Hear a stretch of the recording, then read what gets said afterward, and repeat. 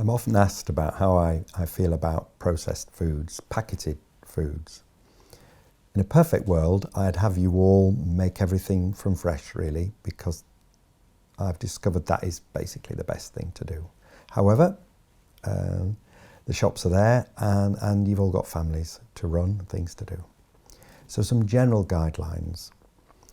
I worry a lot about foods with many ingredients because so often hidden in those many ingredients are forms of sugar under another name. So dextrose, maltose, there are sugars. Look at the ingredients carefully.